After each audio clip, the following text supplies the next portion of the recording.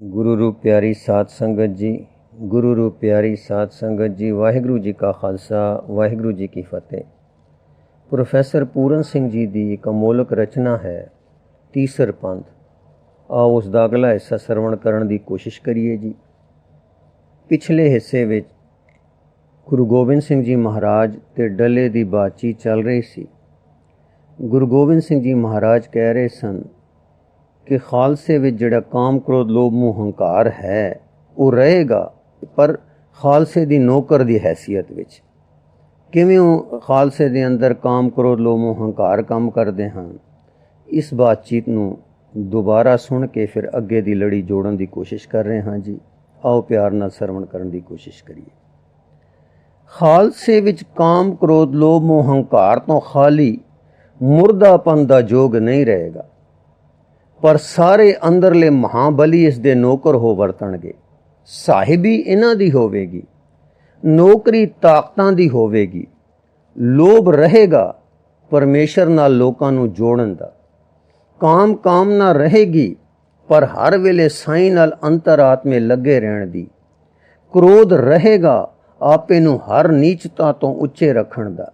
मोह रहेगा गुरु दे चरनां नाल, गुरमुख नाल, साध संगत नाल, जीव उठियां बंदियां नाल, खालसे नाल।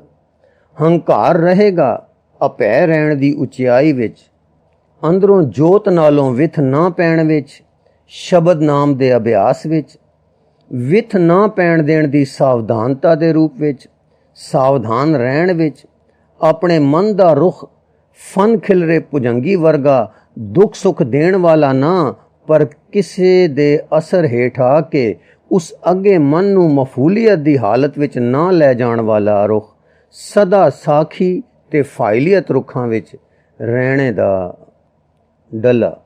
महाराज बुध मोटी ते ठुली है, गुरु जी सोखी कर दसांगे।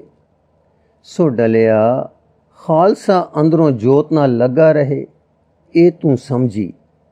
फिर होरना ते घट जोत जगावे, ये तू समझी। ते तीसरी गल ये है कि जगत नाल निर्वैर रहे, पर निरभाऊ जरूर रहे। निरभाऊ रहण वाले नूं जंग तक नौबत जरूर पुज जांदी है।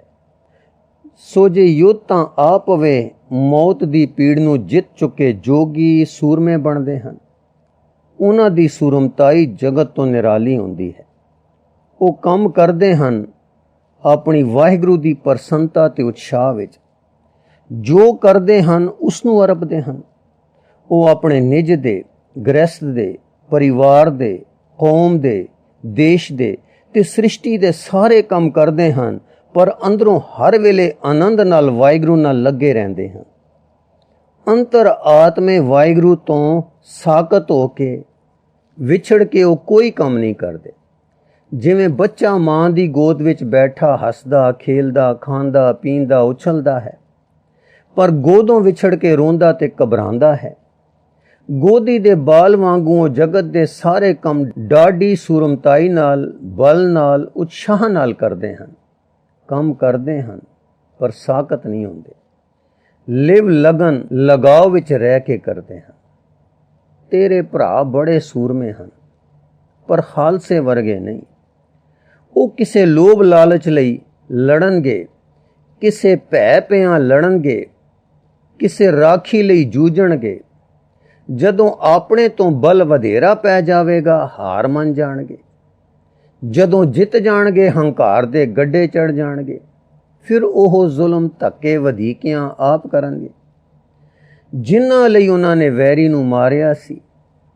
फिर वो जगत न्याय विच आप मारे जाण दे योग बन जाणगे। जे डलिया वो हार जाणगे तां जिते होए वैरी दे अगे अपना मन भी हार देणगे। सुर ते रूह भी तबाह कर बैठणगे। मन गुलामी विच, शरीर गुलामी विच तुर जाएगा। इउं ओ आप ते उन्हां तो बड़ी कौम मुरदार हो जाएगी। हाँ डलिया, हंकार दे आसरे आदमी सूरमगति कर गुजरदा है, कुर्बान भी हो जाता है, पर निरे हंकार दे आसरे वाले नूं त्रै डर हन। ਜਦੋਂ ਆਪਣੇ ਤੋਂ ਵੱਡੇ ਹੰਕਾਰੀ ਵੱਡੇ ਬਲ ਵਾਲੇ ਤੇ ਵੱਡੇ ਜਥੇਬੰਦ ਨਾਲ ਟਕਰਨਗੇ ਤਦ ਹਾਰ ਜਾਣਗੇ। ਹਾਰ ਕੇ ਦੇਸ ਧਨ ਧਾਮ ਦਿੰਦੇ ਹੋਏ ਮਨਾਂ ਵਰਗੇ ਗੁਲਾਮ ਹੋ ਜਾਣਗੇ ਅਤੇ ਅੰਤ ਮੁਰਝਾਇਣ ਵਰਤੇਗੀ। ਤੀਸਰਾ, ਜੇ ਜਿੱਤ ਗਏ ਤੇ ਆਪ ਜ਼ੁਲਮ ਧੱਕੇ ਖੋਰ ਬਣਨਗੇ, ਐਸ਼ ਤੋਂ ਨਿਰਬਲ ਹੋ ਜਾਣਗੇ। ਨਿਰਬਲ ਹੋ ਕੇ ਫਿਰ ਮਨ ਨਾਸਤਕ ਤੇ ਮੁਰਦਾ ਹੋ ਕੇ ਸਰੀਰ ਮਨ ਤੇ ਆਤਮਾ ਦਾ ਬਲਹੀਣ ਹੋ ਜਾਏਗਾ। ਚੌਥਾ, ਉਹਨਾਂ ਦਾ ਇੱਕ ਨਿਸ਼ਚੈ ਹੀ ਨੁਕਸਾਨ ਹੋਵੇਗਾ ਕਿ ਉਹ ਪਰਲੋਕ ਗਵਾ ਲੈਣਗੇ। ਗੁਰੂ ਬਾਬੇ ਨੇ ਦੱਸਿਆ ਹੈ, ਸੂਰੇ ਇਹ ਨਾ ਆਖੀਐ ਅਹੰਕਾਰ ਮਰੈ ਦੁੱਖ ਪਾਵੈ, ਅੰਧੇ ਆਪ ਨਾ ਪਛਾਣਨੀ ਦੂਜੇ ਪਚ ਜਾਵੇ। ਅਤ ਕ੍ਰੋਧ ਸਿਉ ਲੂਚ ਦੇ ਅੱਗੇ ਪਿੱਛੇ ਦੁੱਖ ਪਾਵੇ, ਹਰ ਜੀਉ ਹੰਕਾਰ ਨਾ ਪਾਵਈ ਵੇਦ ਕੂਕ ਸੁਣਾਵੇ। ਹੰਕਾਰ ਮੂਏ ਸੇ ਵਿਗਤੀ ਗਏ ਮਰ ਜਨਮੈ ਫਿਰ ਆਵੇ। ਸੋ ਨਿਰਾ ਹੰਕਾਰੀ ਜਿੱਤੇ ਚਾਹੇ ਹਾਰੇ ਮਰ ਕੇ ਸੁਖੀ ਨਹੀਂ ਹੋ ਸਕਦਾ। ਇਸ ਲਈ ਨਿਰਾ ਹੰਕਾਰੀ ਸੂਰਮਾ ਆਦਰਸ਼ਕ ਸੂਰਮਾ ਨਹੀਂ ਹੈ। ਖਾਲਸਾ ਅੰਦਰੋਂ ਜੋਤ ਜਗੀ ਸਦਾ ਜਗਦੀ ਜੋਤ ਨੂੰ ਜਪਦਾ ਹੰਕਾਰ ਤੋਂ ਉੱਠ ਚੜ੍ਹਦੀ ਕਲਾ ਵਿੱਚ ਵਸਦਾ ਹੈ। ਸਾਰੇ ਕੰਮ ਵੀ ਕਰਦਾ ਹੈ ਤੇ ਜੰਗ ਵਿੱਚ ਵੀ ਜਾ ਕੁਸਦਾ ਹੈ।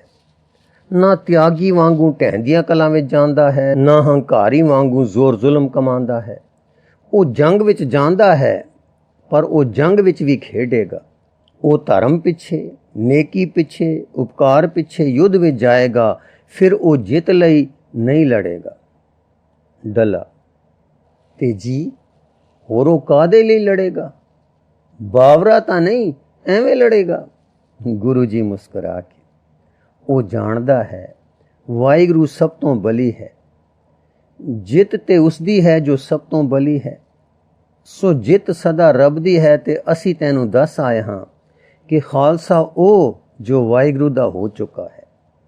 ਸੋ ਖਾਲਸਾ ਵਾਹਿਗੁਰੂ ਦਾ ਹੈ। ਵਾਹਿਗੁਰੂ ਦਾ ਖਾਲਸਾ ਜਾਣਦਾ ਹੈ ਕਿ ਜਿੱਤ ਸਦਾ ਵਾਹਿਗੁਰੂ ਦੀ ਹੈ। ਉਹ ਸਭ ਤੋਂ ਬਲੀ ਜੋ ਹੋਇਆ। ਹੁਣ ਤੂੰ ਸਮਝ ਲੈ ਕਿ ਖਾਲਸਾ ਵੀ ਵਾਹਿਗੁਰੂ ਦਾ ਤੇ ਜਿੱਤ ਵੀ ਵਾਹਿਗੁਰੂ ਦੀ। ਸੋ ਜਿੱਤ ਖਾਲਸੇ ਦੀ ਹੋਈ। ਇਸ ਕਰਕੇ ਖਾਲਸਾ ਜਿੱਤ ਲਈ ਨਹੀਂ ਲੜਦਾ। ਖਾਲਸਾ ਜਾਣਦਾ ਹੈ ਜਿੱਤ ਤਾਂ ਮੇਰਾ ਵਿਰਸਾ ਹੈ, ਮੈਂ ਜਿੱਤਣਾ ਹੈ ਤੇ ਉਸ ਅੰਮ੍ਰਿਤ ਬਲ ਨਾਲ ਜੋ ਮੇਰਾ ਨਹੀਂ। ਪਰ ਅੰਦਰੇ ਨਾਲ ਲੱਗੇ ਰਹਿਣ ਕਰਕੇ ਸਾਈਂ ਵਿੱਚੋਂ ਮੇਰੇ ਵਿੱਚ ਆਉਂਦਾ ਹੈ। ਜਿੱਤ ਉਹਦੀ ਜਿਸ ਦਾ ਬਲ ਮੇਰੇ ਵਿੱਚ ਆ ਰਿਹਾ ਹੈ। ਸੋ ਖਾਲਸਾ ਲੜਦਾ ਹੈ ਅਸੂਲ ਲਈ, ਸੱਚ ਲਈ। ਸੱਚ ਤੇ ਅਸੂਲ ਜਦ ਜਗਤ ਦੇ ਜ਼ੁਲਮ ਨਾਲ ਤਬਾਹ ਹੋਣ ਲੱਗੇ ਤਦ ਖਾਲਸੇ ਦਾ ਨੇਮ ਹੈ ਕਿ ਬੀਰਤਾ ਨਾਲ ਉਸ ਨੂੰ ਬਚਾਏ। ਜਗਤ ਦੇ ਜ਼ੁਲਮ ਅੱਗੇ ਆਪਣਾ ਖੂਬਸੂਰਤ ਆਪਾ ਲੰਮਾ ਨਾ ਪਾ ਦੇਵੇ, ਪਰ ਬੀਰਤਾ ਨਾਲ ਜ਼ੁਲਮ ਨੂੰ ਕੱਟ ਸੁੱਟੇ। ਡੱਲਾ, ਮਹਾਰਾਜ ਜੀ, ਮੈਂ ਮੂਰਖ ਨੇ ਤਾਂ ਇਹ ਡਿੱਠਾ ਹੈ ਕਿ ਜੋ ਜੋਗੀ ਬਣੇ, ਵੈਰਾਗੀ ਬਣੇ, ਉਹ ਫਿਰ ਲੁਕੀ ਗਏ। ਲੈ ਲੈਣ ਵੱਲ ਲੱਗੇ ਉਹ ਜਰਵਾਣੇ ਡਾਕੂ, ਪਠਾਣਾ, ਮੁਗਲਾਂ ਵਰਗੇ ਜ਼ਾਲਮ ਹਾਕਮ ਬਣੇ। ਜੋਗੀਆਂ ਨੇ ਕਦੇ ਜ਼ਾਲਮਾਂ ਦਾ ਮੂੰਹ ਨਾ ਮੋੜਿਆ ਤੇ ਜ਼ਾਲਮਾਂ ਕਦੇ ਸੁੱਖ ਨਾ ਵਰਤਾਈ, ਨਿਆਂ ਨਾ ਕੀਤਾ। ਗੁਰੂ ਜੀ, ਖਾਲਸਾ ਸੋ ਜੋ ਅੰਦਰੋਂ ਜੋਗੀ ਹੋਵੇ। ਨਾਮ ਤੇ ਬਾਣੀ ਦਾ ਖਾਲਸਾ ਸੋ ਜੋ ਜ਼ਾਲਮ ਦੀ ਇੱਟ ਆਵੇ ਤਾਂ ਉਸ ਦੀ ਪੱਥਰ ਨਾਲ ਇੱਟ ਭੰਨ ਦੇਵੇ। ਆਪੇ ਤੇ ਫਤਿਆਬਾਦ ਹੋਵੇ। ਮੌਤ ਨੂੰ ਤੁੱਛ ਸਮਝ ਕੇ ਡਰੇ ਨਾ, ਪਰ ਅੰਦਰਲੇ ਉਮਾਨ ਨਾਲ ਦੇਹੀ ਨੂੰ ਸਫਲਾ ਕਰੇ। ਹਰ ਇੱਕ ਸਿੱਖੀ ਜੋਤ ਜਗੀ ਵਾਲਾ, ਇੱਕ ਦੀ ਅੰਦਰੋਂ ਟੇਕ ਵਾਲਾ, ਨਿਰਭੈ ਰਹਿਣ ਵਾਲਾ ਪਰ ਭੈ ਨਾ ਦੇਣ ਵਾਲਾ ਨਿਰਵੈਰ ਖਾਲਸਾ ਹੈ। ਐਸੇ ਸਾਰੇ ਸਿੱਖਾਂ ਦਾ ਇਕੱਠ ਖਾਲਸਾ ਹੈ। ਗੁਰੂ ਵੀ ਖਾਲਸਾ ਹੈ, ਖਾਲਸਾ ਵੀ ਗੁਰੂ ਹੈ। ਖਾਲਸਾ ਰੱਬ ਦੀ ਗੋਦ ਵਿੱਚ ਖੇਲ ਰਿਹਾ ਇੱਕ ਰੂਹਾਨੀ ਖਿਆਲ ਧਿਆਨ ਹੈ, ਆਦਰਸ਼ ਹੈ, ਜਿਸ ਉੱਤੇ ਹਰ ਸਿੱਖ ਦਾ ਖਿਆਲ ਟਿਕ ਰਿਹਾ ਹੈ। ਜਿਵੇਂ ਜਹਾਜ਼ ਚਲਾਉਣ ਵਾਲੇ ਦਾ ਖਿਆਲ ਚਾਨਣ ਮੁਨਾਰੇ ਦੇ ਦੀਵੇ ਤੇ ਟਿਕਦਾ ਹੈ। ਖਾਲਸਾ ਉਹ ਨਮੂਨਾ ਹੈ ਜਿਸ ਉੱਤੇ ਆਇਆਂ ਜਗਤ ਦੀ ਕਲਿਆਣ ਹੁੰਦੀ ਹੈ। ਡੱਲਾ, ਮੈਂ ਮੂਰਖ ਨੂੰ ਮੋਟੀ ਜਿਹੀ ਗੱਲ ਦੱਸੋ, ਜੇ ਖਾਲਸਾ ਹਾਰ ਜਾਏ ਤਾਂ ਰੱਬ ਦੀ ਹਾਰ। ਗੁਰੂ ਜੀ, ਨਹੀਂ ਸੋਹਣਿਆ, ਵਾਹਿਗੁਰੂ ਦੀ ਹਾਰ ਕਦੇ ਨਹੀਂ। ਜਿਸ ਨੂੰ ਤੂੰ ਹਾਰ ਕਹਿੰਦਾ ਹੈ ਉਹ ਵੀ ਜਿੱਤ ਹੁੰਦੀ ਹੈ। ਇਹੋ ਤਾਂ ਖਾਲਸੇ ਦਾ ਮਨ ਨੀਵਾਂ ਹੈ ਤੇ ਮਨ ਉੱਚੀ ਮੱਤ ਦੇ ਵਸ ਵਿੱਚ ਹੈ ਤੇ ਉਹ ਮੱਤ ਵਾਹਿਗੁਰੂ ਦੀ ਰਖਵਾਲੀ ਦੇ ਵਿੱਚ ਟੁਰਦੀ ਹੈ ਤੇ ਦੱਸਦੀ ਹੈ ਕਿ ਜੋ ਹਾਰ ਜਾਏ ਇਸ ਦਾ ਫਲ ਜਿੱਤ ਨਿਕਲੇਗਾ।